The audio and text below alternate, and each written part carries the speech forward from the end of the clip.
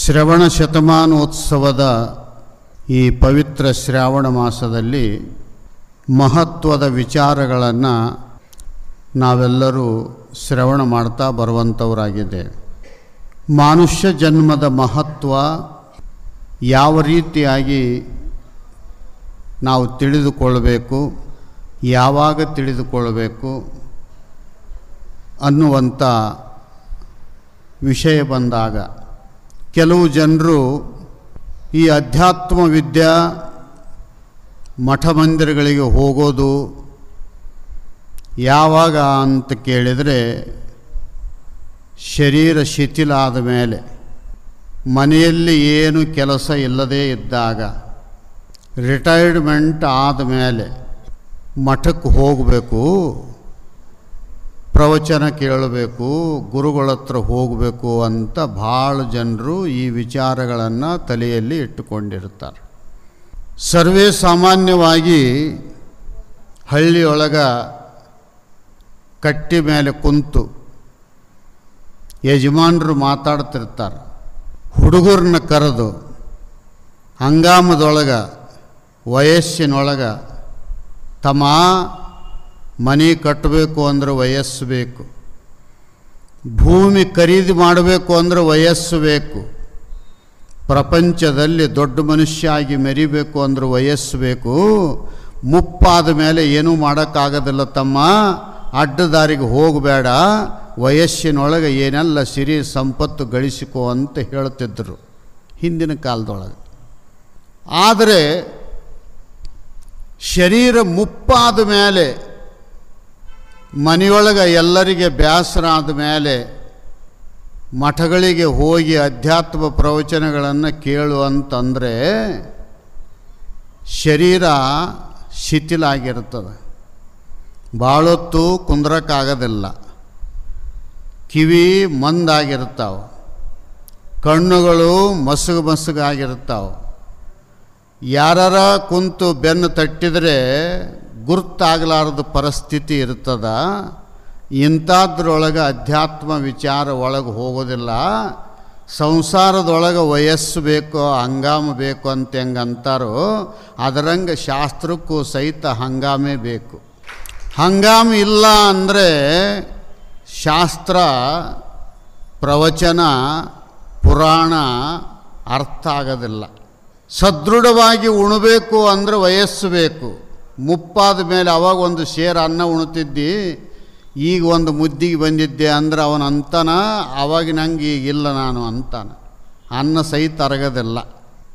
ಅದಕ್ಕೆ ವೈರಾಗ್ಯ ನಿಧಿ ಆಗಿರ್ತಕ್ಕಂಥ ಅಕ್ಕ ಮಹಾದೇವಿ ತಾಯಿ ಸಂದೇಶ ಕೊಡುತ್ತಾಳೆ.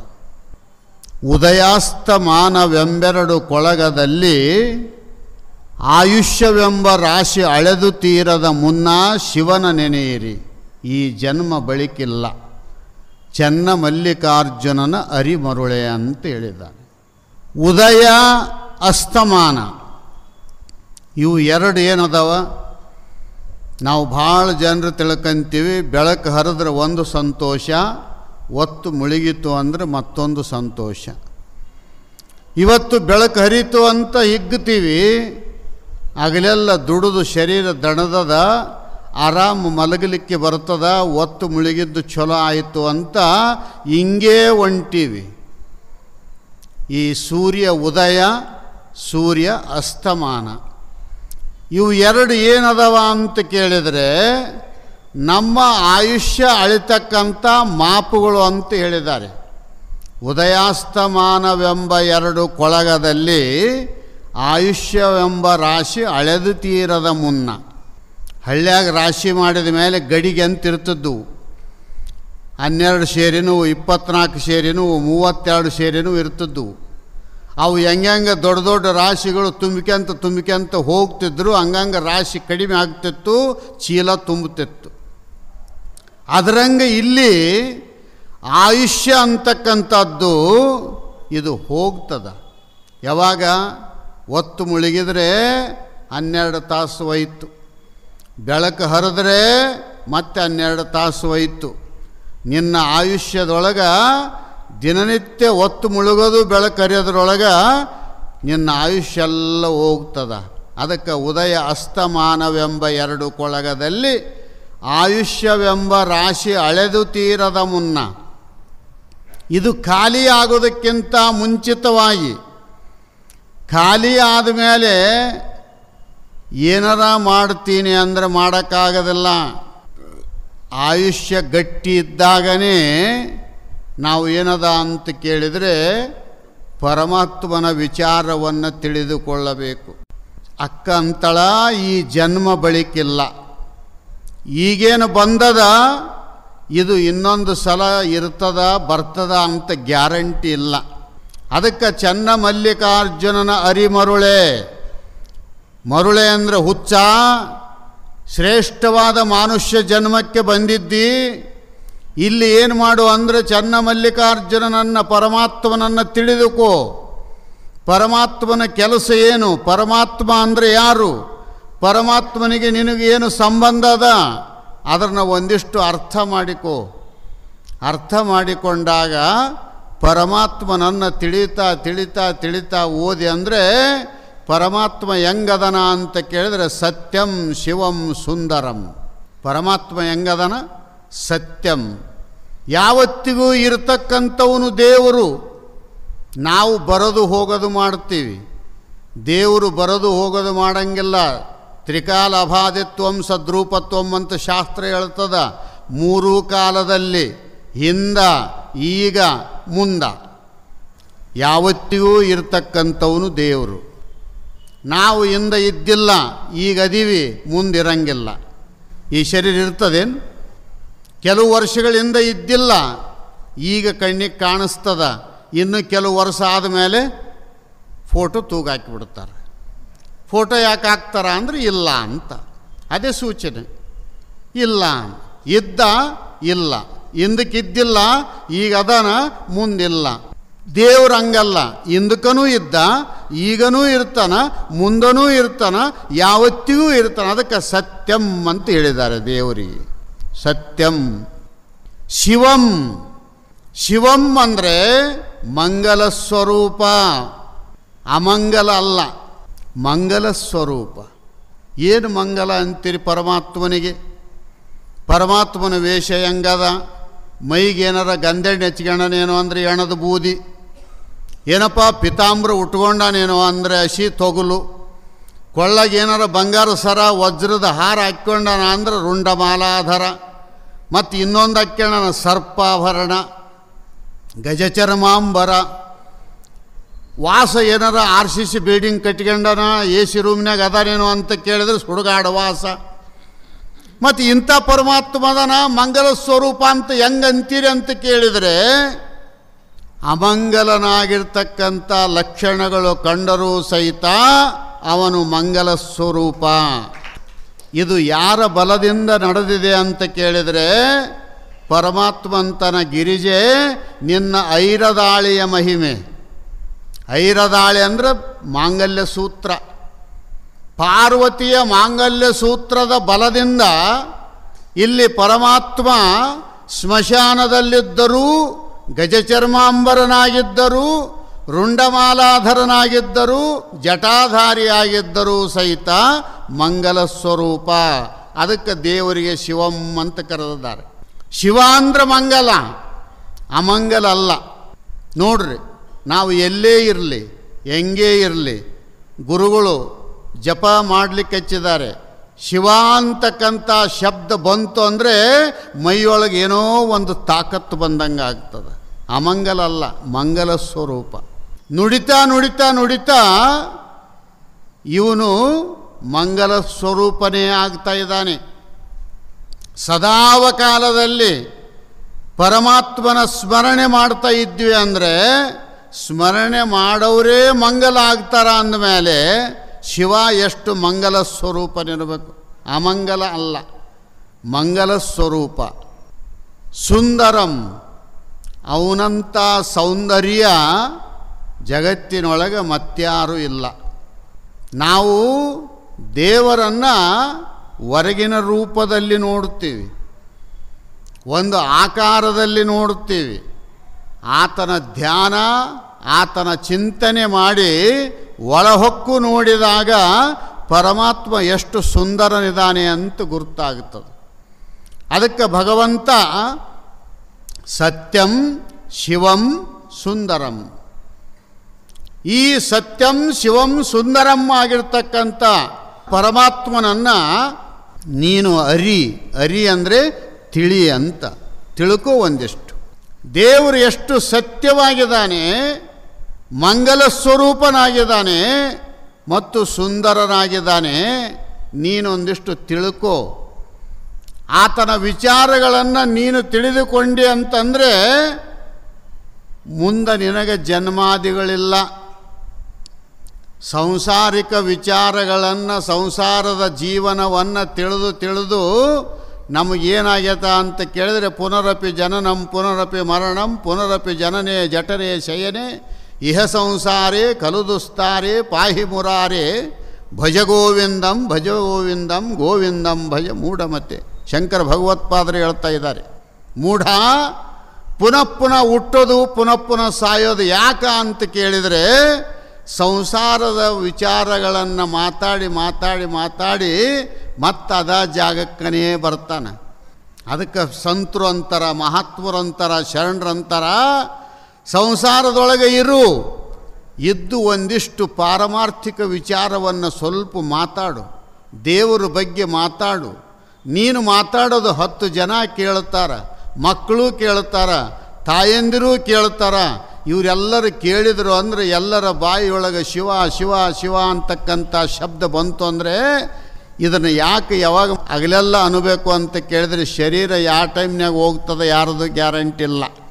ಅದಕ್ಕೆ ಗೀತೆಯಲ್ಲಿ ಹೇಳ್ತಿದ್ದಾರೆ, ಎಂ ವಾಪಿ ಸ್ಮರನ್ ಭಾವ ತ್ಯಜಂತ್ಯಂತೆ ಕಲೇವರಂ. ಯಾವ ಭಾವನೆಗಳನ್ನು ಇಟ್ಟುಕೊಂಡು ಸಾಯುತ್ತಾನೆಯೋ ಮುಂದೆ ಅದೇ ಆಗಿ ಹುಟ್ಟಿ ಬರ್ತಾನ ಅಂತ.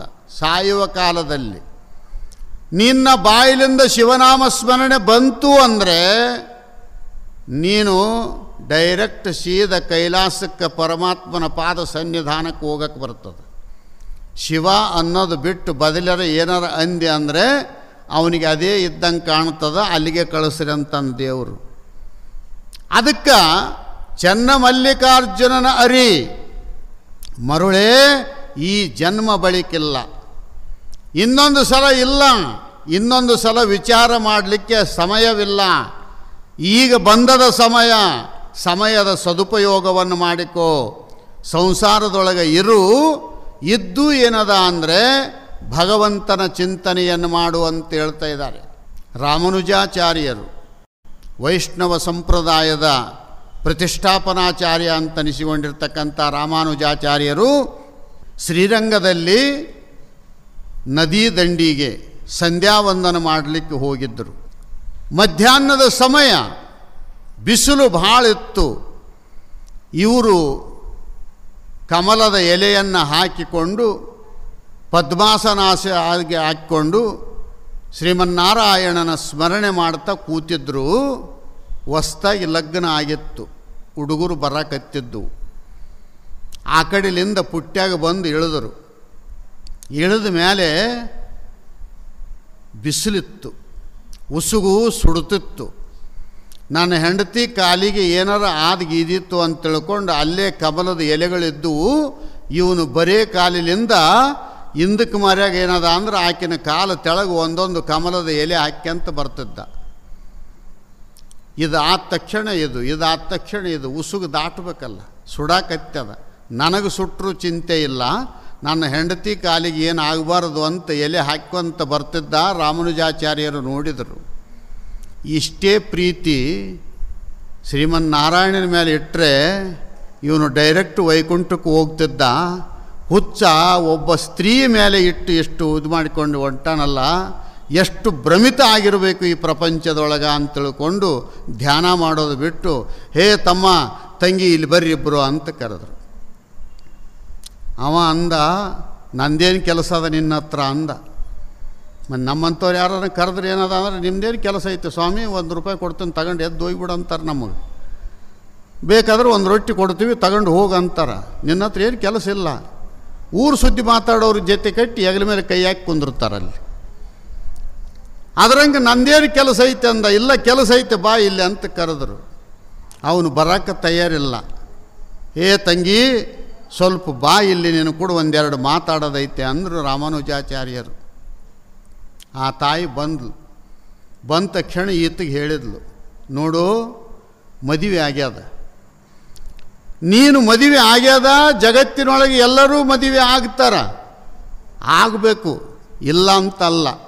ಎಷ್ಟು ಸಂಸಾರದೊಳಗೆ ಸಮಯ ಕೊಡಬೇಕು ಅಷ್ಟೇ ಕೊಡಬೇಕು.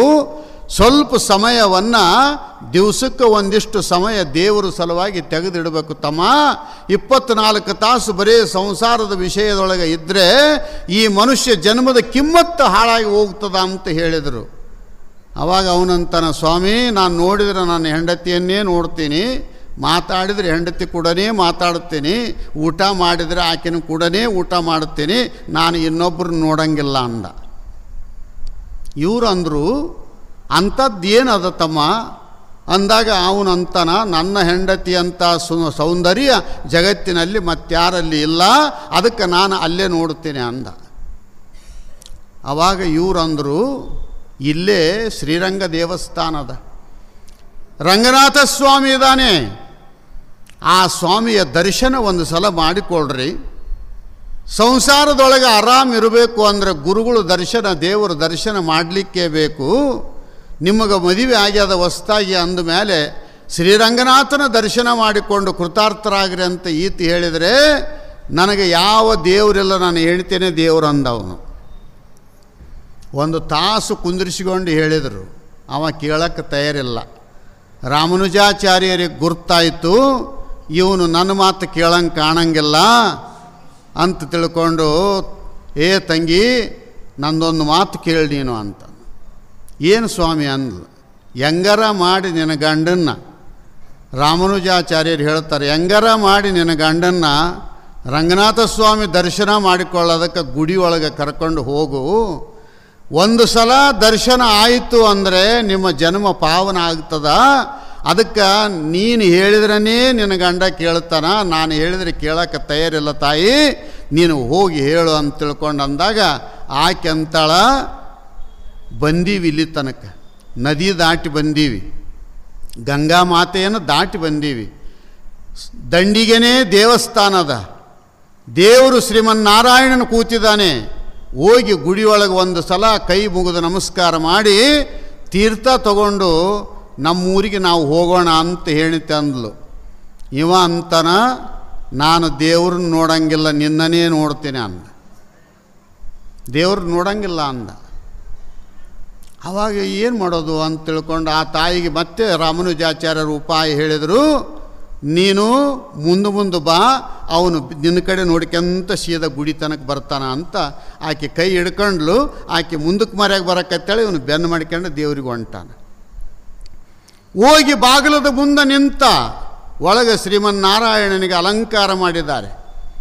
ಅಲಂಕಾರ ಪ್ರಿಯ ವಿಷ್ಣು, ಅಭಿಷೇಕ ಪ್ರಿಯ ಈಶ್ವರ, ಕಾಣಿಕಾ ಪ್ರಿಯ ರಾಜ, ಸೇವಾ ಪ್ರಿಯ ಗುರು.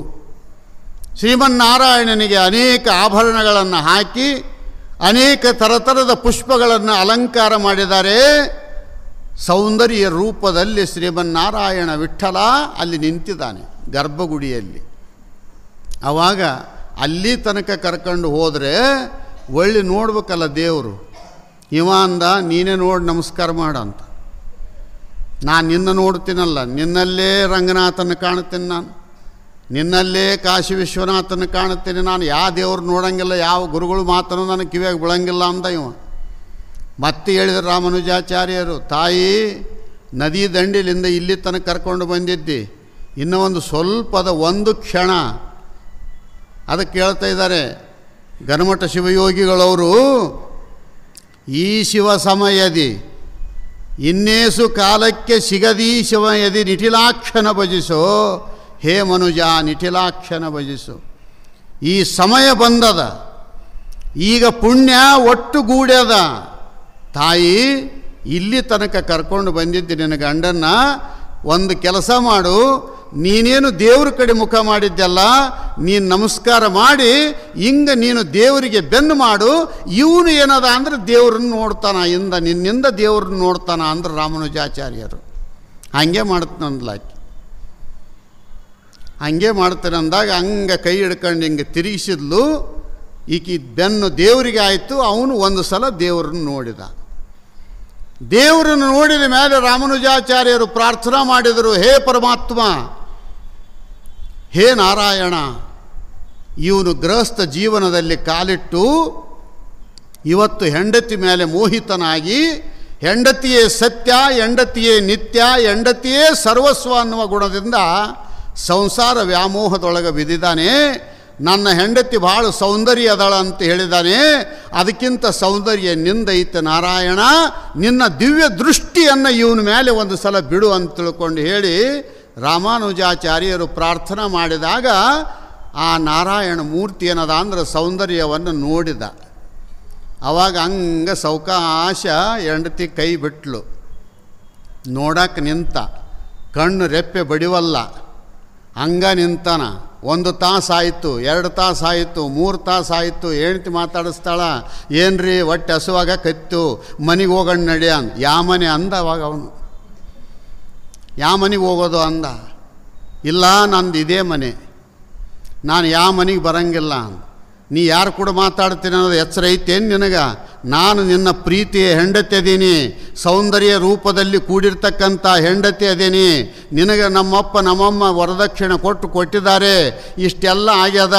ನಾನೇ ಮಾತಾಡೋ ಕಾಲಕ್ಕೆ ನೀನು ಏನೇನೋ ಮಾತಾಡಿ ನನ್ನ ತಾಳಿ ಕಟ್ಟಿಕೊಂಡು ಬಂದಿದ್ದಿ, ಈಗ ನನ್ನ ನೋಡುವಲ್ಲಿ ನೀನು ಅಂದ. ಈ ದೇವರ ಸೌಂದರ್ಯದ ಮುಂದೆ ನಿಂದೆಷ್ಟು ಸೌಂದರ್ಯ? ಸರಿ ಅಂದ, ಸರಿ ಅಂದ.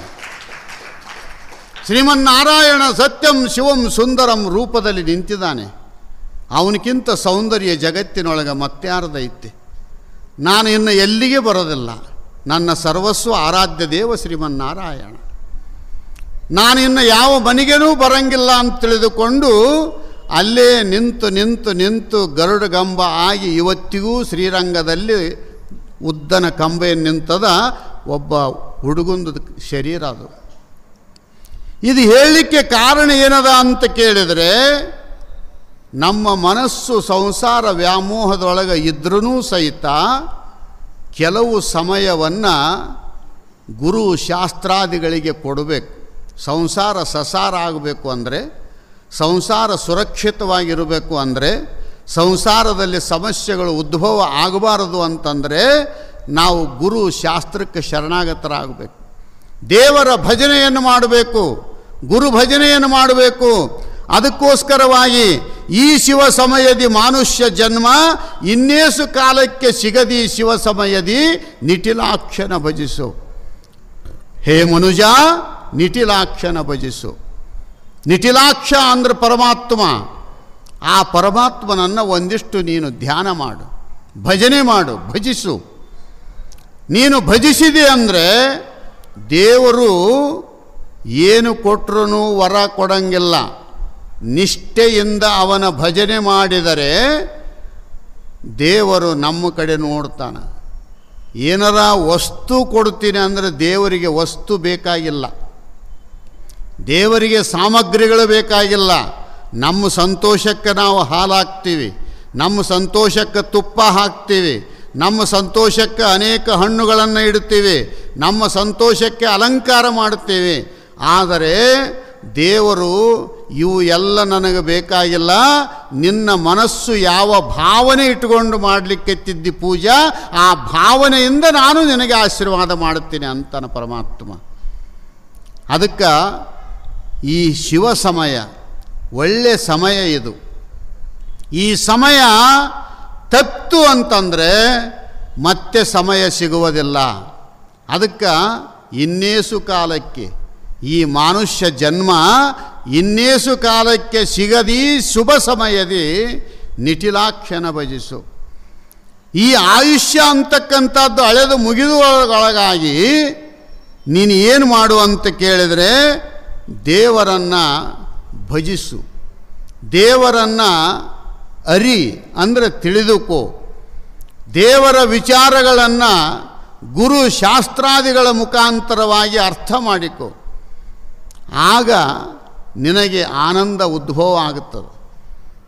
ಯಾವ ವಸ್ತುವಿನಿಂದ ಆನಂದ ಆಗೋದಿಲ್ಲ, ಭಗವದ್ ವಿಚಾರಗಳನ್ನು ಯಾವ ದೇವರ ಮೇಲೆ ನಾವು ನಿಷ್ಠೆ ಇಟ್ಟಿವೋ ಆ ದೇವರು ಚಿತ್ರ ಕಂಡಿತು ಅಂದರೆ ನಮ್ಮ ಹೃದಯ ಕಮಲ ಅರಳುತ್ತದೆ. ನಾವು ಪ್ರಪಂಚ ನೋಡಿ ನೋಡಿ ನಮ್ಮ ಮನಸ್ಸನ್ನು ಕುಗ್ಗಿಸಿಕೊಳ್ಳೋದಕ್ಕಿಂತ ಅದಕ್ಕೆ ಮನೆಯೊಳಗೆ ದೇವ್ರ ಮನೆ ಅಂತ ಒಂದು ಮಾಡಿರ್ತಾರೆ, ಬಾಗಿಲಿಗೆ ದೇವ್ರ ಫೋಟೋನು ಹಾಕಿರ್ತಾರೆ. ಯಾಕೆ ಉದ್ದೇಶ ಏನದು ಹಾಕೋದು? ಯಾಕೆ ಹಾಕಬೇಕು? ಗುರುಗಳು ಫೋಟೋ ಹಾಕ್ತಾರೆ, ದೇವ್ರ ಫೋಟೋ ಹಾಕ್ತಾರೆ. ಹಾಕೋ ಉದ್ದೇಶ ಏನದ ಅಂದ್ರೆ ನೀನು ಹೆಂಗಾರ ತಿರುಗಾಡು, ಏನಾರ ಮಾಡು, ಮನೆಯೊಳಗೆ ಪ್ರವೇಶ ಆಗೋ ಮುಂದೆ ಒಂದು ಸಲ ನೀನು ಗುರುವಿನ ನೋಡಿದೆ, ದೇವ್ರ ನೋಡಿದೆ ಅಂದರೆ ನಿನ್ನ ಹೃದಯ ಅರಳುತ್ತದೆ. ನೀನು ಯಾರ್ದಾರ ಫೋಟೋ ಹಾಕ್ಕೊಂಡು ನೋಡ್ಕೊಂತ ಕುಂತೆ ಅಂದರೆ ಈಗ ಮಲಿಕೇಳಂಗಿಲ್ಲ. ರಾತ್ರಿ 10 ಗಂಟೆ ತನಕ ಎದ್ದಿರ್ತಾರೆ, ಮಸ್ತು ಉಂಡಿರ್ತಾರೆ. 10 ಗಂಟೆಗೆ ಬರೋದೇ ಕ್ರೈಮ್ ಸ್ಟೋರಿ, ಕೊಲೆ ಮಾಡಿದ್ದು, ರಕ್ತ ಹರಿಯಾಕತ್ತಿದ್ದು. ರಾತ್ರಿ ಹೊತ್ತು ದೇವರು ಧ್ಯಾನ ಮಾಡಿ ಮಲಗಬೇಕು. ನೀವು ಹಾಸಿಗೆಗೇ ಇರ್ರಿ, ನಾವೆಲ್ಲ ಅದ್ಲೇನು ಕಂಬಳಿ ಹಾಕ್ಕೊಂಡು ಕುಂದ್ರಿ, ಮಡಿ ಸಂಗಟ ಕುಂದ್ರಿ ಅಂತ ಹೇಳಂಗಿಲ್ಲ. ನಿಮಗೇನು ದೇವರು ಕೊಟ್ಟಾನ ಪ್ರಸಾದ ಅದನ್ನು ಸ್ವೀಕಾರ ಮಾಡಿ ಹಾಸಿಗೆಯಲ್ಲೇ ಕುಂತುಕೊಂಡು ಒಂದಿಷ್ಟು ದೇವರನ್ನು ನೆನೆಸೋದು, ದೇವರ ನಾಮಸ್ಮರಣೆ ಮಾಡೋದು, ಓಂ ನಮಃ ಶಿವಾಯ ಅನ್ನೋದು, ಓಂ ನಮೋ ಭಗವತೆ ರೇಣುಕಾಯ ಅಂತ ಒಂದು ಮಂತ್ರ ಅನ್ನೋದು, ಇವೆಲ್ಲವಷ್ಟು ಅಂದು ಏನದ ಅಂದ್ರೆ ದೇವರೇ ಇವತ್ತು ನನಗೆ ಸಾಯಂಕಾಲ ತನಕ ನನ್ನ ವ್ಯವಹಾರ ಸರಿಯಾಗಿ ನಡೆಸಿದ್ದಿ, ನಿನ್ನ ಆಶೀರ್ವಾದದಿಂದ ಮಲಗ್ತೀನಿ, ಮುಂಜಾನೆ ಏನದ ಅಂತ ಕೇಳಿದರೆ ಸುರಕ್ಷಿತವಾಗಿ ಎದ್ದು ನನ್ನ ಕೆಲಸ ಕಾರ್ಯಕ್ಕೆ ಹೋಗ್ತಕ್ಕಂಥ ತಾಕತ್ತನ್ನು ನನಗೆ ಕೊಡು ಅಂತ ತಿಳಿದುಕೊಂಡು ಹೇಳಿ ದೇವರಿಗೆ ನಮಸ್ಕಾರ ಮಾಡಿ ಮಲಿಕೊಂಡ್ಬಿಟ್ರೆ ಆರಾಮ ನಿದ್ದೆ ಆಗ್ತದೆ. ಇವು ಹಂಗೆ ಮಾಡೋಂಗಿಲ್ಲ. ನಮ್ಮ ಕಂಪ್ನಿ ಕ್ರೈಮ್ ಸ್ಟೋರಿ ನೋಡೇ ಮಲಿಕೊಳ್ಳೋದು. ಅಲ್ಲಿ ಖಡ್ಗ ಎತ್ತಿರ್ತಾನ, ರುಂಡ ಮುಂಡಗಳು ಬಿದ್ದಿರ್ತಾವ. ಅಲ್ಲೇನದ ಅಂತ ಕೇಳಿದರೆ ಅಲ್ಲಿ ರಕ್ತ ಹರಿಲಿಕ್ಕತ್ತಿರ್ತದ. ಅದರ ನೋಡಿ ಒಂದು ಸಲ ನೋಡೋದು, ಕಣ್ಮುಚ್ಚೋದು, ನೋಡೋದು, ಕಣ್ಮುಚ್ಚೋದು, ನಿದ್ದೆ ಎತ್ತಿ ಬಿಡೋದು. ರಾತ್ರಿ ಎಗರಿ ಬೀಳೋದು, ಮತ್ತೆ ಎತ್ಕೊಂಬರೋದು. ಸ್ವಾಮಿಗಳೇ ನಮ್ಮ ಹುಡುಗ ಮಿಟಿ ಬೀಳ್ತಾನೆ ರಾತ್ರಿ, ಏನಾರ ಮಂತ್ರಿಸ್ರಿ. ಏನು ಮಂತ್ರಿಸ್ಬೇಕು ಇವ್ರಿಗೆ? ಯಾಕೆ ಎಗರಿ ಬೀಳುತ್ತಾನೆ? ಎಗರಿ ಬೀಳೋದಕ್ಕೆ ಕಾರಣ ಏನು? ದೆವ್ ಪವು ಬಡದದೇನೋ ಅಂತ ಇವ್ರು ಕೇಳ್ತಾರೆ. ಏನಿಲ್ಲ, ರಾತ್ರಿ ಆರಾಮ್ ಉಂಡಾನ, ಹಾಲು ಕುಡ್ದಾನ, ಮಲಿಕ್ಯಣ್ಣನ, 12 ಗಂಟೆಗೆ ಎಗರಿ ಬೀಳಕ್ಕೆ ಪ್ರಾರಂಭ ಮಾಡ್ಯಾನ. ಕಾರಣ ಏನು ಅಂತ ಕೇಳಿದರೆ ಆ ಎಗರಿ ಬೀಳಂಗೆ ಮಾಡೋರು ನಾವು. ಅದಕ್ಕೆ ಈ ಮನುಷ್ಯ ಜನ್ಮದಲ್ಲಿ ಅಂಥ ಕೆಲಸ ಮಾಡೋದಕ್ಕಿಂತ ಒಂದಿಷ್ಟು ದೇವ್ರ ಫೋಟೋ ನೋಡಿ, ದೇವರನ್ನು ನಾವೆಲ್ಲಿ ಮಲಗ್ತೀವೋ ನಮ್ಮ ಎದುರಿಗೆ ದೇವ್ರ ಫೋಟೋ ಕಾಣಬೇಕು, ಗುರುಗಳ ಫೋಟೋ ಕಾಣಬೇಕು. ಸಂಸಾರದೊಳಗೆ ಫೌಂಡೇಶನ್ ಅದು. ನಾವು ಗುಡಿಗೆ ಹೋಗೇನೆ ತೆಂಗಿನಕಾಯಿ 100 ಒಡೆಯೋದಕ್ಕಿಂತ ನಮ್ಮ ಮನೆಯೊಳಗೆ ನಮ್ಮ ಮಲಗುವಂಥ ಎದುರಿಗೆ ನಮ್ಮ ಗುರುವಿನ ಫೋಟೋ ಇತ್ತು ಅಂತಂದರೆ ರಾತ್ರಿ ಒಂದು ಸಲ ನೋಡಿ ನಮಸ್ಕಾರ ಮಾಡಿ ಮಲಗಿದರೆ ಆರಾಮ ನಿದ್ದೆ ಆಗ್ತದೆ. ಅದಕ್ಕೆ ಈ ಮನುಷ್ಯ ಜನ್ಮ ಇನ್ನೇಸು ಕಾಲಕ್ಕೆ ಸಿಗ್ತಾ ಇದೆ. ಅದಕ್ಕೆ ಈಗ ಸಿಕ್ಕದ ಇದನ್ನು ಏನದ ಅಂತ ಕೇಳಿದರೆ ನೀನು ಸದುಪಯೋಗ ಮಾಡಿಕೋ, ಇದನ್ನು ದುರುಪಯೋಗ ಮಾಡಿಕೊಳ್ಳಿಕ್ಕೆ ಹೋಗಬೇಡ. ಅದಕ್ಕೆ ಉದಯಾಸ್ತಮಾನವೆಂಬ 2 ಕೊಳಗದಲ್ಲಿ ಆಯುಷ್ಯವೆಂಬ ರಾಶಿ ಅಳೆದು ತೀರದ ಮುನ್ನ ಶಿವನ ನೆನೆಯಿರಿ, ಈ ಜನ್ಮ ಬಳಿಕಿಲ್ಲ. ಚೆನ್ನಮಲ್ಲಿಕಾರ್ಜುನನ ಅರಿಮರುಳೆ ಅಂತಕ್ಕಂಥ ಮಾತನ್ನು ಅಕ್ಕ ತನ್ನ ಸಂದೇಶದಲ್ಲಿ ಉಪದೇಶ ಮಾಡುತ್ತಾ ಇದ್ದಾಳೆ. ಅದಕ್ಕೆ ಪ್ರತಿಯೊಬ್ಬರೂ ಸಹಿತ ಒಂದು ಆಕಳು ಹೇಳ್ತದೆ. ಆಕಳು ಏನು ಹೇಳ್ತದೆ? ಇಟ್ಟರೆ ಸಗಣಿಯಾದೆ, ತಟ್ಟಿದರೆ ಕುರುಳಾದೆ, ತಟ್ಟದೆ ಹಾಕಿದರೆ ಮೇಲು ಗೊಬ್ಬರವಾದೆ, ಸುಟ್ಟರೆ ನೊಸಲಿಗೆ ವಿಭೂತಿಯಾದೆ, ನೀನಾರಿಗಾದೆಯೋ ಎಲೆ ಮಾನವ. ಒಂದು ಆಕಳು ಪ್ರಶ್ನೆ ಮಾಡುತ್ತದೆ, ನೀನು ಯಾರಿಗೆ ಆದೆ? ನಾನು ಇಟ್ಟರೆ ಸಗಣಿಯಾದೆ, ಕೈ ಹಚ್ಚಿದರೆ ಕುಳ್ಳಾದೆ, ಅದನ್ನು ಕೈ ಹಚ್ಚಲಾರ್ದಂಗೆ ತಿಪ್ಪಿಗೆ ಹಾಕಿದರೆ ಗೊಬ್ಬರವಾದೆ, ಅದನ್ನು ಸುಟ್ರೇನದ ಅಂದರೆ ಕೂಡಲ ಸಂಗನ ಶರಣರ ನೊಸಲಿಗೆ ವಿಭೂತಿಯೇ ಶೃಂಗಾರ. ಆ ವಿಭೂತಿ ಆದೆ, ನೀನಾರಿಗಾದೆಯೋ ಎಲೆ ಮಾನವ. ಸ್ವಲ್ಪ ಅದನ್ನು ಸಂಧಿ ಬಿಡಿಸ್ಬೇಕು. ನೀನಾರಿಗಾದೆಯೋ ಎಲೆ ಮಾನವ, ನೀನು ನಾರಿಗೆ ಆದೆಯೋ ಎಲೆ ಮಾನವ ಅಂತ. ಯಾರಿಗೆ ಆಗಿದ್ದೆ ಅಂತ? ನಾರಿಗೆ. ಅದಕ್ಕೆ ನಾವು ಅಲ್ಲೇ ಕುಂತೀವಿ. ನಾರಿಗೆ ಪುರುಷ, ಪುರುಷಗೆ ನಾರಿ, ಇವು ಎರಡೇ ಜಗತ್ತು. ಇವು ಎರಡು ತಪ್ಪಿದರೆ ಜಗತ್ತೇ ಇಲ್ಲ. ಬಡನ ಹೆಣ್ತಿ ಊರಿಗೆ ಹೋಗಿದ್ಲ ಅಂದರೆ ಇವನು ಜಲ್ದಿ ಮನೆಗೆ ಹೋಗಂಗಿಲ್ಲ. ಇವು ಅಂತಿರ್ತಾನೆ, ಯಾಕೋ ಇಷ್ಟೊತ್ತಾದ್ರೆ ಇಲ್ಲೇ ಕುಂತಿದ್ದಲ್ಲ ಅಂದ. ಅಲ್ಲೇನೈತೆ ಕೆಲಸ, ಮನೆಗೆ ಹೋಗ್ತಾನೆ. ಮತ್ತು ಎಲ್ಲಿಗೆ ಹೋಗ್ಬೇಕಂತ ಮಾಡ್ಯಾನ ನೀವು, ಅಲ್ಲೇನೈತೆ ಅಂತಾನೆ. ಯಾಕಂದ್ರೆ ಒಳಗೆ ಇಟ್ಕೊಳ್ಳೋಣ, ಹೆಣ್ತಿ ಅವ್ರ ಮನೆಗೆ ಹೋಗ್ಯಾಳ, ನಂದೇನು ಕೆಲಸ ಅಲ್ಲಿ ಅಂತ. ಇಷ್ಟರ ಮಟ್ಟಕ್ಕೆ ಬೆಳೆದು ಬಿಟ್ಟಿವಿ ನಾವು. ಮತ್ತು ಶಿವ, ರಾಮ, ಕೃಷ್ಣ ಅನ್ನೋದು ಯಾವಾಗ ನಾವು ಈ ಮನುಷ್ಯ ಜನ್ಮದ ಮಹತ್ವ ತಿಳ್ಕೊಳ್ಳೋದು ಯಾವಾಗ? ಇದು ಹೋಯಿತು ಅಂದರೆ, ಹಾಳಾಗಿ ಹೋಯಿತು ಅಂದರೆ ಮತ್ತೆ ಸಿಗಲಿಕ್ಕೆ ಸಾಧ್ಯ ಇಲ್ಲ. ಒಬ್ಬ ಮೀನುಗಾರ ಇದ್ದ. ಆ ಮೀನುಗಾರ ದಿವಸ 2 ಮೀನು ಹಿಡ್ಕೊಂಡು ಬರ್ತಿದ್ದ. ಅದನ್ನ ಕೊಯ್ದು ತಿಂತಿದ್ರು. ಏನು ತಂದ್ಲು, ಏನು ದಿವಸ ಓದ್ತಿ 2 ಮೀನ ತರ್ತಿ, ಅವತನ್ನ ಕೊಯ್ಯೋದು ತಿನ್ನೋದು ಇಷ್ಟೇ ಆಯಿತು. ದೀಪಾವಳಿ ಹಬ್ಬ ಬಂತು, ಎಷ್ಟೋ ಮಂದಿ ಬಂಗಾರ ತಗೊಳ್ತಾರ, ಎಷ್ಟೋ ಮಂದಿ ರೇಷ್ಮೆ ಸೀರೆ ತಗೊತಾರ, ಆಭರಣ ಮಾಡಿಸ್ಕೊಂತಾರ. ನೀನು 1 ಮೀನು ಜಾಸ್ತಿ ತರಲಿಲ್ಲ, ಮಾರಿದರೆ 1 ತಿಂಗಳು ಒಪ್ಪತ್ತು ಮಾರಿದರೆ 1 ತೊಲೆ ಬಂಗಾರ ಆದರೂ ಬರ್ತಿತ್ತು, 1 ಚಲೋ ಸೀರೆ ಆದರೂ ಬರ್ತಿತ್ತು, ಮಕ್ಕಳಿಗೆ ಚಲೋ ಬಟ್ಟೆ ಬರ್ತಿದ್ವು. ಬುದ್ಧಿಗೇಡಿ 2 ಮೀನು ಹಿಡ್ಕೊಂಡು ಬರ್ತಿ, ಕೊಯ್ಕೊಂಡು ತಿಂತಿ, ಇಷ್ಟೇ ಬಿಟ್ಟು ಮತ್ತೇನೈತಿ ನನಗೆ ಅಂತ ಬೈದ್ಲು. ನಾವು ಮೈ ಕಚ್ಚಿ ಬೇಯ್ದ್ರೆ ಪೆಟ್ಟಾಗಂಗಿಲ್ಲ, ಅಲ್ಲಿ ಏಟಿಟ್ರೇ ಪೆಟ್ಟಾಗೋದು. ಮನೆಯಾಗ ಹುಟ್ಟು ಒಡ್ಯಾಡ್ಬೇಕು ಸ್ವಲ್ಪ. ಗಂಗಾಳ ತೊಗೊಳ್ಬೇಕಾದ್ರೆ ಸೀದಾ ಹೋಗಿ ಚಪ್ಪಲಿ ಬಿಡೋದು, ಸೀದಾ ಗಂಗಾಳ ತಗೊಂತಿರ್ತಾರೆ. ಬಚ್ಚಲಕ್ಕೆ ಹೋಗನ್ಬೇಕು, ಅಲ್ಲಿ ಆರ್ಡ್ರ್ ಮಾಡ್ಬೇಕು. ಬಚ್ಚಲಕ್ಕೆ ಹೋಗಿ ಬಂದ ತಕ್ಷಣ ಮುಖ ಒರೆಸ್ಕೊಂಡು ಅಲ್ಲಿ ದೇವರಿಗೆ ಒಂದಿಷ್ಟು ಹೋಗಿ ಇವು ತೆಚ್ಚಿಗೋ ಅನ್ನಬೇಕು, ನಮಸ್ಕಾರ ಮಾಡು, ಗಂಗಾಳ ತಂದು ಇಲ್ಲಿ ಕುಂದ್ರು ಅನ್ಬೇಕು. ಅಂದು ಒಂದು ತಾಟಿಗೆ ನಮಸ್ಕಾರ ಮಾಡು, ಉಣು ಇನ್ನು ಅಂತ ಹೇಳಬೇಕು. ಇಷ್ಟು ಕಾನೂನು ಅಲ್ಲಿ ಹೋಮ್ ಮಿನಿಸ್ಟ್ರ್ ನಡೆಸಿಬಿಟ್ರೆ ನೆಟ್ಟಗಾಗಿ ಬಿಡ್ತಾರೆ. ಬದಲವ್ರು ನಾವು ತಿಂಗಳಾನ್ಗಟ್ಲೆ ಮೈ ಕಚ್ಚದ, ಅವ್ರು ಹೇಳೋದು ಕಲ್ತಾರೆ, ಹೇಳೋರು ಅಂತ ಎದ್ದು ಹೋಗಿಬಿಡ್ತಾರೆ. ಅದರಂಗೆ ಇವನು ಹೆಣ್ತಿ ಹೇಳಿದ್ಲು, ನೀನು ಒತ್ತಾಗಿ ಹೋಗಿ 2 ಮೀನ ತರೋದು ಬೇಡ, ಬೆಳಗ ಮುಂಜಾನೆ ಹೋಗು, ಬಲಿ ಹೊತ್ಕೊಂಡು ಹೋಗು. ಭಾಳ ಮೀನ ಸಿಕ್ಕು ಅಂತಂದರೆ ನಾನು ಕರ್ಯಾಕೆ ಬಾ, ನಾನು ಬರ್ತೀನಿ, ಇಬ್ಬರು ಒತ್ಕೊಂಡು ಬಂದು ಬಜಾರ್ದಾಗ ಮಾರಿದ್ರೆ ರೊಕ್ಕ ಬರ್ತದೆ, ಬಂಗಾರ ತೊಗೊಳಕ್ಕೂ ಬರ್ತದೆ, ಬಟ್ಟೆ ತೊಗೊಳಕ್ಕೆ ಬರ್ತದೆ ಅಂತ ಹೇಳಿದ್ಲು. ರಾತ್ರಿ ನಿದ್ದೆ ಹತ್ತಲಿಲ್ಲ ಅವನಿಗೆ. ಯಾಕಂತ ಕೇಳಿದ್ರೆ ಹೆಂಡ್ತಿ ಬೈದಾಳ. ಮತ್ತು ಮುಂಜಾನೆ ನಾನು ಹಿಂಗೆ ಮಲಿಕೆಣ್ಣೆ ಅಂದರೆ ಊಟಕ್ಕೆ ಅಭಾವ ಆದೀತು, ಬೆಳಗ ಮುಂಜಾನೆ ಎದ್ದು ಹೋಗಬೇಕು ಅಂತ ತಿಳ್ಕೊಂಡು ಅದು ಬಲಿ ತೊಗೊಂಡು 3 ಗಂಟೆಕ್ಕನೆ ಹೋದ. ಅಮಾವಾಸ್ಯೆ ಕತ್ಲ, ಅಲ್ಲಿ ಏನೂ ಕಾಣವಲ್ತು. ಅವಾಗ ಇವು ನೀರಿನ ಸಮೀಪಕ್ಕೆ ಹೋಗಿ ಕುಂತ, ನಿದ್ದೆ ಬರಕತ್ತು. ಅವಾಗ ಇವನಂದ, ಮೊಸಳೆಗಿಸಳೆ ಬಂದುಗಿಂದಾವು, ನನ್ನ ತಿಂದುಗಿಂದಾವು, ಈಗ ಬಲಿ ಹೋಗಿದ್ರೆ ಮೀನು ಬೀಳೋದ್ರ ಬದಲು ಮೊಸಳೆ ಬಿತ್ತದ್ರೆ ನನ್ನ ಪ್ರಾಣನೇ ಹೋಗ್ತದ ಅಂತ ತಿಳ್ಕೊಂಡು ಬೆಳಕು ಅರ್ದ ಮೇಲೆ ನಾನು ಬಲಿ ಒಗದ್ರಾಯ್ತು ಅಂತ ತಿಳ್ಕೊಂಡು ಅಲ್ಲೇ ಕೈ ಆಡಿಸ್ಕೊಂತ ಕುಂತ. ಸಣ್ಣ ಸಣ್ಣ ಕಲ್ಲು ಸಿಕ್ಕು. ಅದ್ರಾಗ ಇವನೇನು ಮಾಡಿದ, ಸುಮ್ಮನೆ ಕುಂತ್ರೆ ನಿದ್ದೆ ಬರ್ತದ ಅಂತ ಕಲ್ಲು ಹುಡುಗರು ಮಾಡ್ತಿರ್ತಾವಲ್ಲ ಗಟಾರದಾಗ, ಅಲ್ಲೆಲ್ಲಿ ಕೆಲಸ ಗಟಾರದಾಗ ಒಯ್ಯಂಗಿಲ್ಲ ಕಲ್ಲು, ಮೈ ತುಂಬ ರಾಡಿ ಸಿಡಿಸ್ಕೊಂಡು ಮನೆಗೆ ಬರ್ತಾವೆ. ಅದ್ರಂಗೆ ಇವನು ಕೈ ಆಡಿಸಿದ. ಅಮಾವಾಸ್ಯೆ ಕತ್ತಲ, ಅಲ್ಲಿ ಏನದ ಅಂದ್ರೆ ಗುಂಡು ಕಲ್ಲಿ ಅಂತವು ಸಣ್ಣ ಸಣ್ಣ ಸಿಕ್ಕು, ನೀರೊಳಗೆ ಒಗಿತಿದ್ದ, ಡುಮ್ ಅಂತಿದ್ದು. ಇವನು ಕಣ್ಣು ನೆಟ್ಟಗಾತಿದ್ದು, ಮತ್ತೊಂದು ಕಲ್ಲು ತಗೊಂತಿದ್ದ, ಮತ್ತೆ ಡುಮ್ ಅಂತ ಒಗಿತಿದ್ದ. 3 ಗಂಟೆಲಿಂದ 5:30 ಗಂಟೆ ತನಕ ಒಗದಾನ ಕಲ್ಲು. ಒಗದ 5:30 ಗಂಟೆ ಆದಮೇಲೆ ಸ್ವಲ್ಪ ಬೆಳಕಾಗಕತ್ತು. ಆವಾಗ ಕಲ್ಲು ಕೈಯಾಗಿ ಹಿಡ್ಕೊಂಡು ನೋಡಿದೆ, ಇವು ಎಂಥವು ಅಂದರೆ ಕೆಂಪಗಿದ್ದು. ಆವಾಗ ಒಂದು ಕಲ್ಲು ತಗೊಂಡ, ನಮ್ಮ ಹುಡುಗರಿಗೆ ಗೋಲಿ ಆಡಕ್ಕನ ಬರ್ತದ, ಇದೊಂದು ಇರಲಿ ಅಂತ ತಿಳ್ಕೊಂಡು ಕಿಶೆದಾಗ ಹಾಕ್ಕೊಂಡು ಬಲಿ ಒಗದ. ಅವನ ಹಣೆ ಬರಕ್ಕೆ ಅವತ್ತು 1 ಮೀನು ಸಹಿತ ಬೀಳಲಿಲ್ಲ. ವಾಪೀಸು ಬಲಿ ಒತ್ಕೊಂಡು ಬಂದ ಮೇಲೆ ಏನದ ಅಂತ ಕೇಳಿದ್ರೆ ಹೆಂಡ್ತಿ ಕೇಳಿದ್ಲು, ಪುಟ್ಟಿ ಅಲ್ಲೇ ಇಟ್ಟು ಬಂದಿದ್ದೇನೋ, ಇಬ್ಬರು ಹೋಗಿ ತರನೇನೋ ಅಂದ್ರೆ. ಇವನು ತಲೆ ತಗ್ಗಿಸಿದ.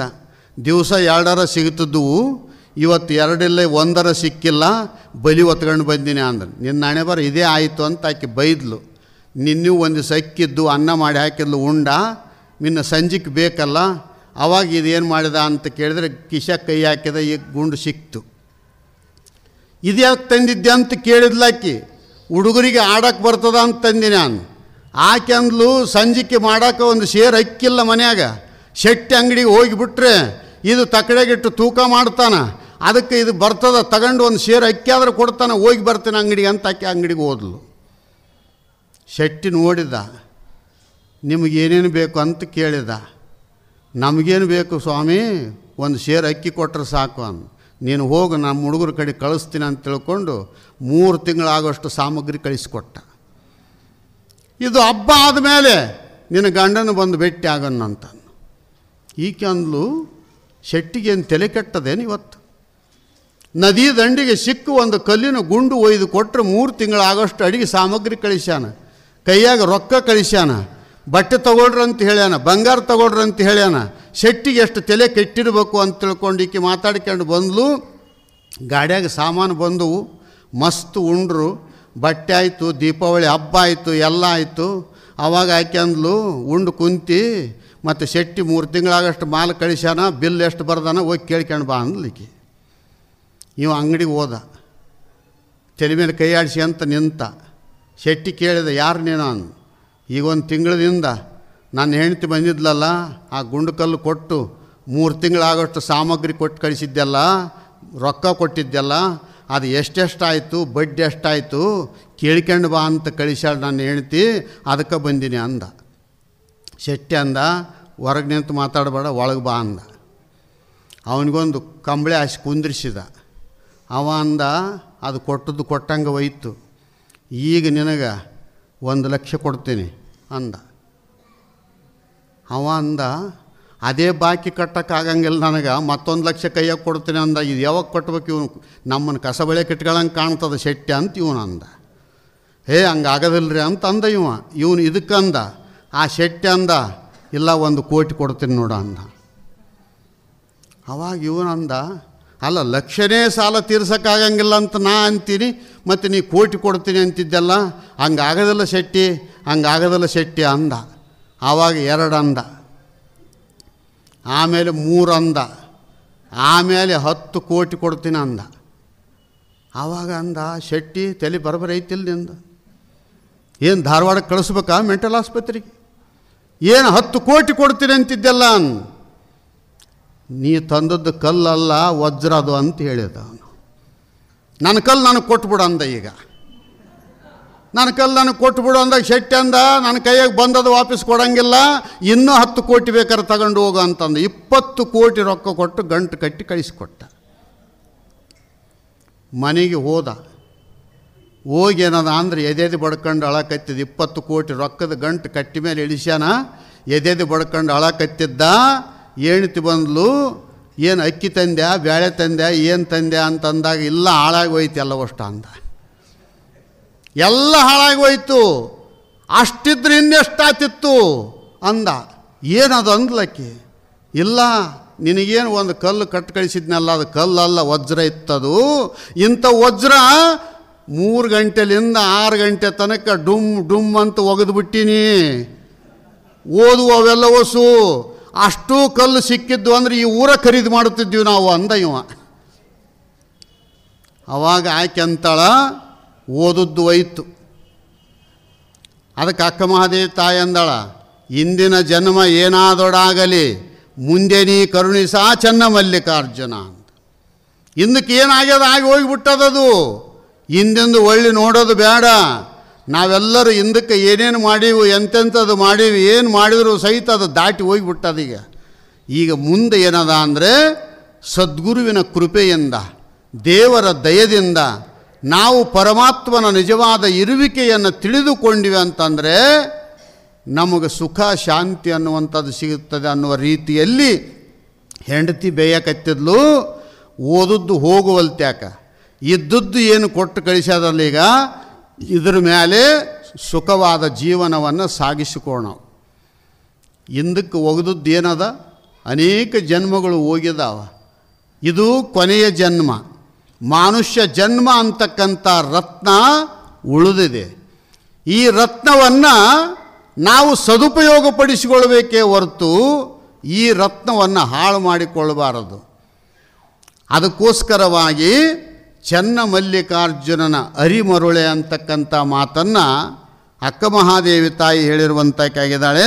ಆ ಮೀನುಗಾರ ಯಾವ ರೀತಿಯಾಗಿ ಎಲ್ಲವನ್ನು ಒಗೆದು ಒಂದೇ ಉಳಿಸಿಕೊಂಡು ಬಂದಿದ್ನೋ ಅದರಂತೆ ನಮ್ಮ ಕರ್ಮಕ್ಕನುಗುಣವಾಗಿ ಇಂದ ಅನೇಕ ಜನ್ಮಗಳನ್ನು ದಾಟಿ ಈ ಶ್ರೇಷ್ಠವಾದ ಮನುಷ್ಯ ಜನ್ಮಕ್ಕೆ ಬಂದೀವಿ. ಈ ಜನ್ಮದೊಳಗೆ ನಮಗೆ ಗುರು ಸಿಕ್ಕಿದ್ದಾನೆ, ಲಿಂಗ ಸಿಕ್ಕಿದೆ, ಜಂಗಮ ಸಿಕ್ಕಿದೆ. ಈ ಮೂರರ ಕೃಪೆಯನ್ನು, ಅದಕ್ಕೆ ಗುರು, ಲಿಂಗ, ಜಂಗಮ, ಪಾದೋದಕ, ಪ್ರಸಾದ, ವಿಭೂತಿ, ರುದ್ರಾಕ್ಷಿ, ಮಂತ್ರ, ಈ ಅಷ್ಟಾವರಣಗಳ ವಿಚಾರಗಳನ್ನು ಮೂರೂ ಪೂಜೆ ಮಾಡಿಸಿಕೊಳ್ಳವು, ಮೂರೂ ಮಾಡವು. ಆಮೇಲೆ 2 ಫಲ, ಗುರು, ಲಿಂಗ, ಜಂಗಮ ಪೂಜೆ ಮಾಡಿಸಿಕೊಳ್ಳೋದು. ಪೂಜೆ ಮಾಡೋದಕ್ಕೆ ಸಾಮಗ್ರಿ ವಿಭೂತಿ, ರುದ್ರಾಕ್ಷಿ, ಮಂತ್ರ. ಫಲ ಏನು ನಿಮಗೆ ಇವು ಮಾಡೋದ್ರಿಂದ ಅಂದ್ರೆ ಪಾದೋದಕ, ಪ್ರಸಾದ ಫಲ ಅಂತ. ಇಷ್ಟು ತಿಳಿದುಕೊಳ್ಳುವುದಕ್ಕೋಸ್ಕರವಾಗಿಯೇ ಈ ಶ್ರೇಷ್ಠವಾದ ಮನುಷ್ಯ ಜನ್ಮ ಬಂದಿದೆ. ಇದನ್ನು ಬಿಟ್ಟುಕೊಟ್ಟಿವಿ ಅಂದರೆ, ಇದರ ಮರ್ಮ ತಿಳಿದುಕೊಳ್ಳಲಿಲ್ಲ ಅಂದರೆ ಮುಂದೆ ನಮಗೆ ನರಿ ನಾಯಿ ಜನ್ಮ ಕಾಯ್ಕೊಂಡು ಕುಂತದ. ಅದಕ್ಕೆ ನಾವು ಮ್ಯಾಲೆ ಬಂದವರು ತೆಳಗೆ ನೋಡಬಾರ್ದು. ನಾವು ಶ್ರೇಷ್ಠವಾದ ಮನುಷ್ಯ ಜನ್ಮಕ್ಕೆ ಬಂದು ಉಳಿದ ಜನ್ಮದ್ದು ನೋಡ್ತಿದ್ವಿ ಅಂದ್ರೆ ಹದ್ದು ಭಾಳ ಎತ್ತರ ಆರ್ತದ. ನಾವು ನೋಡೋರು ಏನಂತೀವಿ, ಎಷ್ಟೆತ್ತರಕ್ಕೆ ಆರ್ಯದ ಹದ್ದು ಅಂತೀವಿ. ಆದ್ರೆ ಅದ್ರ ಮೋತಿ ತೆಳಗೆ ಇರ್ತದೆ. ತೆಳಗೆ ಯಾಕೆ ಇರ್ತದೆ ಮೋತಿ ಅಂದರೆ ಎಲ್ಲರ ಸತ್ತದ್ದು ಪ್ರಾಣಿ ಬಿದ್ದದೇನೋ ಅಂತ ನೋಡ್ತಿರ್ತದೆ. ಅದು ಮ್ಯಾಲೆ ಹೋದ್ರೂ ತೆಳಗೆ ನೋಡುತ್ತದೆ. ಅದಕ್ಕೋಸ್ಕರವಾಗಿ ಅದಕ್ಕೆ ಕಿಮ್ಮತ್ತಿಲ್ಲ. ನಾವು ತೆಳಗೆದ್ದು ಮ್ಯಾಲಿರ್ತಕ್ಕಂಥ ಪರಮಾತ್ಮನ ಧ್ಯಾನ, ಪರಮಾತ್ಮನ ಚಿಂತನೆಯನ್ನು ನಾವು ಮಾಡಿದ್ವಿ ಅಂತಂದರೆ ನಾವು ತೆಳಗಿದ್ರೂ ಸಹಿತ ಸದ್ಗತಿ ಪಡೆದುಕೊಳ್ಳಲಿಕ್ಕೆ ಅನುಕೂಲವಾಗುತ್ತೆ. ಅದಕ್ಕೆ ಚನ್ನಮಲ್ಲಿಕಾರ್ಜುನನ ಅರಿಮರುಳೆ, ಚನ್ನಮಲ್ಲಿಕಾರ್ಜುನನನ್ನು ತಿಳಿದುಕೋ. ಚನ್ನಮಲ್ಲಿಕಾರ್ಜುನನ ಕರ್ತವ್ಯ ಏನು, ಭಗವಂತನ ಕರ್ತವ್ಯ ಏನು, ನಿನ್ನ ಕರ್ತವ್ಯ ಏನು, ಇವುಗಳ ವಿಚಾರವನ್ನು ನೀನು ತಿಳಿದುಕೋ. ಅದಕ್ಕೇನದ ಅಂದರೆ ಪಾರಮಾರ್ಥ ರಾಜದಾರಿ, ಪಾರಮಾರ್ಥ ನಾಹಿತೋ ಬಿಕಾರಿ. ಪರಮಾರ್ಥ ಇತ್ತು ಅಂದರೆ, ಅಧ್ಯಾತ್ಮ ಇತ್ತು ಅಂದರೆ, ಸದ್ಗುರು ಸತ್ಶಾಸ್ತ್ರ ಇತ್ತು ಅಂತಂದರೆ ಅದು ರಾಜದಾರಿ. ಅದು ಇಲ್ಲ ಅಂದರೆ ಬಿಕಾರಿ. ಅವನು ಏನು ದೊಡ್ಡವನಲ್ಲ. ಎಷ್ಟೇ ಎತ್ತರಕ್ಕೆ ಬೆಳೆದ್ರೂ ಸಹಿತ ಅವನು ದೊಡ್ಡವನಾಗಲಿಕ್ಕೆ ಸಾಧ್ಯ ಇಲ್ಲ. ಸಣ್ಣವನು ಇದ್ರೂ ಸಹಿತ. ಪ್ರಹ್ಲಾದ ಎಷ್ಟಿದ್ದ, ಅವರಪ್ಪ ಬೇಕಾದಷ್ಟು ಎತ್ತರ ಬೆಳೆದದ್ದ, ಮಹಾರಾಜ ಇದ್ದ, ಬುದ್ಧಿಹೀನ ಇದ್ದ. ಆದರೆ ಪ್ರಹ್ಲಾದ ಸಣ್ಣವನು. ದೇವರು ಎಲ್ಲದನ ಅಂತ ಕೇಳಿದ್ರೆ ಎಲ್ಲ ಕಡೆ ತುಂಬಿಕೊಂಡಿದ್ದಾನೆ ಅಂತ ಹೇಳ್ತದೆ. ಕಂಬದಲ್ಲಿ, ಅದು ಅಣುರೇಣು ತೃಣಕಾಷ್ಟಗಳಲ್ಲಿ ಪರಮಾತ್ಮ ಭರಿತನಾಗಿದ್ದಾನೆ ಅಂತ ಹೇಳಿದ. ಸಣ್ಣವನಾದ್ರೂ ಸಹಿತ ಪ್ರಹ್ಲಾದ ದೊಡ್ಡವನಾದ. ಅವರಪ್ಪ ದೊಡ್ಡವನಿದ್ರೂ ಸಹಿತ ಪ್ರಹ್ಲಾದನ ಮುಂದೆ ಸಣ್ಣವನಾದ. ಅದಕ್ಕೆ ನಾವು ಸಣ್ಣವರಿದ್ರೂ ಸಹಿತ ದೊಡ್ಡವರು ಆಗಬೇಕಾಗಿತ್ತು ಅಂದರೆ ಗುರು, ಲಿಂಗ, ಜಂಗಮದ ಮಹತ್ವವನ್ನು ತಿಳಿದುಕೊಳ್ಳಬೇಕು. ಗುರುಶಾಸ್ತ್ರಗಳ ಮುಖಾಂತರವಾಗಿ ತಿಳಿದುಕೊಳ್ಳಬೇಕು. ಪಾದೋದಕ ಪ್ರಸಾದವನ್ನು ತೆಗೆದುಕೊಳ್ಳಬೇಕು. ವಿಭೂತಿ, ರುದ್ರಾಕ್ಷಿ ಮಂತ್ರವನ್ನು ಪಠಣೆ ಮಾಡಬೇಕು, ಧರಿಸಬೇಕು. ಇಷ್ಟು ಇದ್ದದ್ದೇ ಆದರೆ ಪರಮಾತ್ಮನ ನಿಜವಾದ ಇರುವಿಕೆ ಅನ್ನುವಂಥದ್ದು ನಿನಗೆ ತಿಳಿದುಕೊಳ್ಳಲಿಕ್ಕೆ ಸಾಧ್ಯತೆ ಆಗುತ್ತೆ.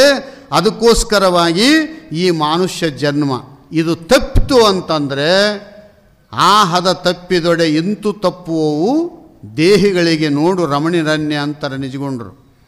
ಇದು ಒಂದು ಸಲ ತಪ್ಪಿತು ಅಂತಂದರೆ ಇನ್ನೊಂದು ಸಲ ಇದು ಸಿಗಬೇಕಾಗಿತ್ತು ಅಂತಂದರೆ ಭಾಳ ಕಠಿಣ. ಒಬ್ಬ ಕುರುಡಿದ್ದ, ರಾಜನ ಅರಮನೆಯಲ್ಲಿ ಒಂದು ಕಡೆ ಗುಡಿಸಲ್ದೊಳಗಿದ್ದ. ಅವನು ಅವತ್ತು ರಾಜ ವಾರಕ್ಕೆ 1 ದಿವಸ ದಾನ ಮಾಡ್ತಿದ್ದ ರಾಜ.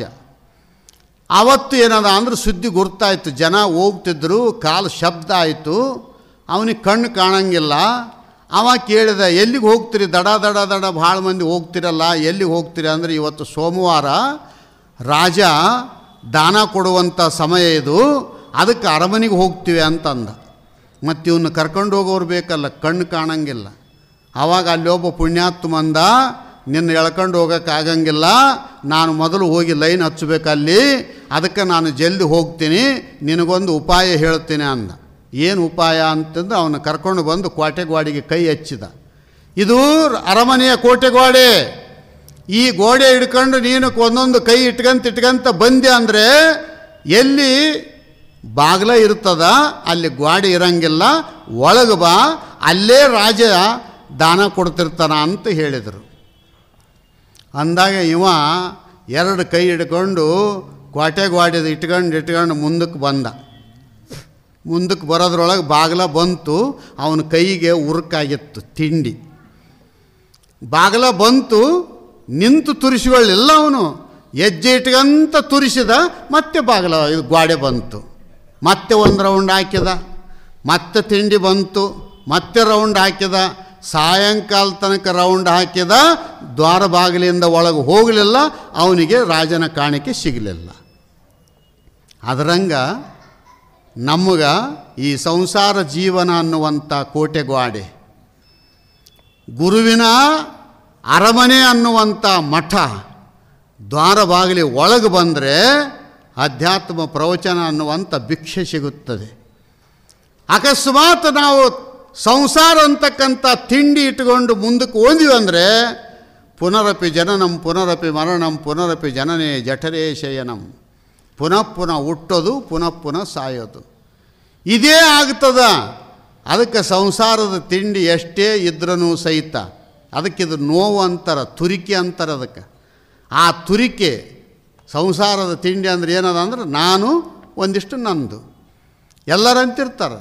ಯಾರು ಅಂದ್ರೆ ನಾನು ರೀ ಅಂತಾರೆ. ಎದೆ ಮೇಲೆ ಕೈ ಇಟ್ಕೊಂಡು ನಾನು. ಯಾರು ನೀನು? ನಮ್ಮಪ್ಪನ ಮಗ ನಾನು. ಯಾರು ನೀನು? ನಾ ಇಂಥ ಜಾತಿಯವನು. ಯಾರು ನೀನು? ನಾ ಇಂಥ ಹೆಸರಿನವನು. ರಾಮಗ ಕೇಳಿದ್ರು ಯಾರು ನೀನು ಅಂತ.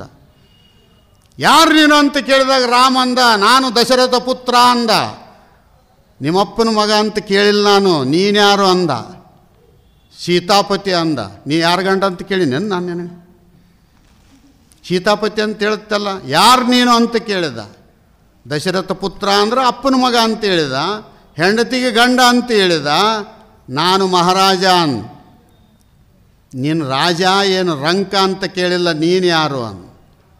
ಆವಾಗ ಅವನಂದ ಗುರುದೇವ ನಾನ್ಯಾರು ಅಂತನ್ನೋದು ನನಗೆ ಗೊತ್ತಿಲ್ಲ, ನೀನು ನನಗೆ ತಿಳಿಸಿಕೊಡಬೇಕು ಅಂತ ತಿಳಿದುಕೊಂಡು ವಶಿಷ್ಠ ಮುನಿಗಳಲ್ಲಿ ಶಿಷ್ಯತ್ವವನ್ನು ವಹಿಸಿ ಶ್ರೀರಾಮಚಂದ್ರ ತನ್ನ ಅರಿವನ್ನು ತಾನು ಮಾಡಿಕೊಂಡಿದ್ದಾನೆ. ಅದಕ್ಕೋಸ್ಕರವಾಗಿ ಎಂತಪ್ಪ ಪುರುಷ ಇದ್ರೂ ಸಹಿತ ಗುರುವರನ ಒಲವಿಲ್ಲದೆ ಏನನ್ನೋದಲು ದೊರಕೊಳ್ಳಲರಿಯದು ಸಮ್ಯಜ್ಞಾನ. ಗುರುವಿನ ಕೃಪಾ ಇಲ್ಲ ಅಂದರೆ, ಗುರುವಿನ ಆಶೀರ್ವಾದ ಇಲ್ಲ ಅಂದರೆ ಯಾರಿಗೂ ಆತ್ಮಜ್ಞಾನ, ಪರಮಾತ್ಮನ ನಿಜವಾದ ಇರುವಿಕೆ ತಿಳಿದುಕೊಳ್ಳಲಿಕ್ಕೆ ಸಾಧ್ಯ ಇಲ್ಲ. ಅದಕ್ಕೆ ಪುರಂದರದಾಸರು ಗುರುವಿನ ಗುಲಾಮನಾಗುವ ತನಕ ದೊರೆಯದಣ್ಣ ಮುಕುತಿ ಅಂತೇಳಿದ್ದಾರೆ. ಅದಕ್ಕೋಸ್ಕರವಾಗಿ ಪ್ರತಿಯೊಬ್ಬರೂ ಏನದ ಅಂತಂದರೆ ಈ ಶ್ರೇಷ್ಠವಾದ ಮಾನುಷ್ಯ ಜನ್ಮ ಅಂತಕ್ಕಂಥದ್ದನ್ನು ಸಫಲ ಮಾಡಿಕೊಳ್ಬೇಕು. ಉದಯಾಸ್ತಮಾನವೆಂಬ 2 ಕೊಳಗದಲ್ಲಿ ಆಯುಷ್ಯವೆಂಬ ರಾಶಿ ಅಳೆದು ತೀರದ ಮುನ್ನ ಶಿವನ ನೆನೆಯಿರಿ, ಈ ಜನ್ಮ ಬಳಿಕ ಇಲ್ಲ ಅಂತಕ್ಕಂಥ ಅಕ್ಕನ ಸಂದೇಶವನ್ನು ನಾವೆಲ್ಲರೂ ಅರ್ಥ ಮಾಡಿಕೊಂಡು ಏನದ ಅಂತ ಕೇಳಿದರೆ ಈ ಮಾನುಷ್ಯ ಜನ್ಮದ ಸಫಲತೆಯನ್ನು ಗುರುದೇವರ ಕೃಪೆಯಿಂದ ಪಡೆದುಕೊಳ್ಳೋಣ ಅಂತಕ್ಕಂಥ ಮಾತು ಹೇಳಿ